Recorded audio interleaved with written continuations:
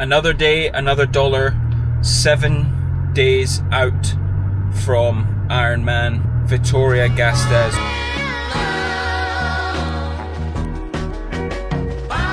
We're rocking and rolling.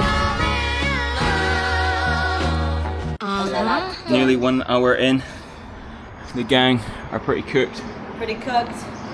Some of the hardest conditions I've been in for that. Amen to that. This is approximately 800 meters from where this last video took off. Boys are in off-season mode. I'm in taper. Mr. Luxford, how are you? Alright, mate. We're doing it. Come on, Sydney Marathon. This is where the tough ones are built.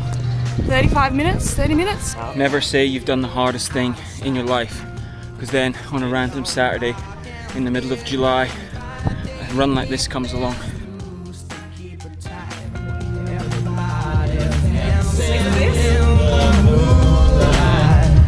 Dancing in the moonlight, everybody's feeling warm and bright. It's such a nice and natural sight. Everybody's dancing in the moonlight. I don't know the words. I think that was maybe one of the hardest runs I'd ever completed in my whole entire life. It was completely insane how difficult that was.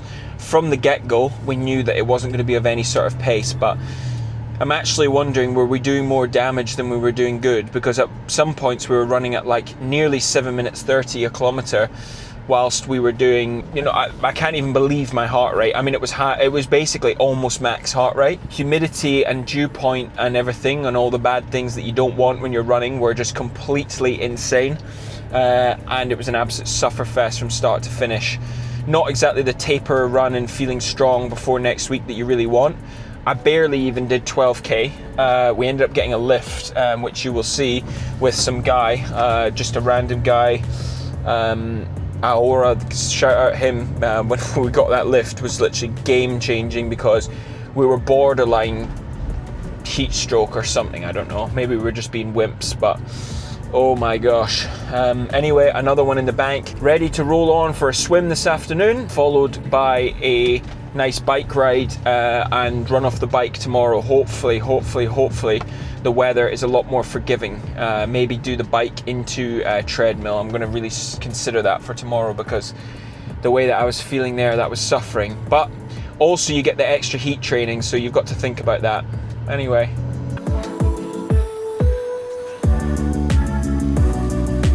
Last night I made some decisions that definitely weren't in the best interests of my Ironman on Sunday. Now we are 7 days out from the Ironman, and last night headed around to some friend's house. We did the run in the morning, and we had some lasagna, some wine, and chilled out. Had a little bit of an evening off after my swim last night.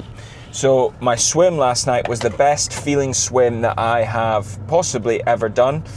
Was messing around a little bit with a new technique, a little bit more of like a glide and sort of more efficient technique. I know that you probably shouldn't be trying, you know, sort of new stuff on race day. Literally just trying to put a bit more emphasis on doing better technique instead of just randomly swimming. So, but I got pretty much about 11 hours sleep, I think, roughly, which felt really good. But it meant that I had to do my bike session indoors on the turbo, but I still managed to do the same sort of bike session that I otherwise would have done. So I did a warm-up followed by 20 minutes at race power, which is obviously super easy considering I'm about to probably try and hold it for about 5.5 hours, followed by 4 times 8 minutes, which, you know, felt, the first rep literally felt awful, and then the remaining 3 felt super strong. Like, heart rate never went above 155, really good. So, you know, it was really nice to sort of hold that there and feel, you know, pretty good about it. And now I'm heading off to the gym to do my run off the bike, and then do a little bit of sauna, a little bit of ice bath, and that'll be really nice.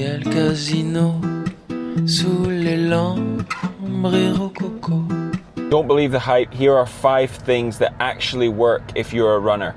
Number 1, Sudocrem. At some point, you're going to be getting blisters, you're going to be getting cuts. Sudocrem 100% works. If you know, you know. You just need to put it on it will heal anything. I absolutely stand by that. Number 2, Compeed. If you have a blister on your foot, buying any other type of blister plaster will not help. The only thing that will help is Compeed. Get a Compeed and thank me later. Number 3, carbon trainers. You don't have to wear them every day. They're really, really helpful for race day, and they've been proven to help increase your race times. Definitely worth the investment. Number 4, interval training. You might not be doing this, but if you are a runner, definitely introduce some type of interval training. It will really help move the needle and improve your running fitness performance. My 5th one, running strength training, cross training, or as I like to call it, supplemental training. Adding in extra aerobic work on top of what you're already doing in a steady and gradual manner will really make a massive difference to your running. So I'm not talking about one-for-one replacing for most of your easy runs, but if you're able to supplement even 1 or 2 cross-trainer sessions or bike sessions, swimming sessions on top of what you're already doing, this also includes adding in extra strength training, which is super important, then this will make a massive difference to your running.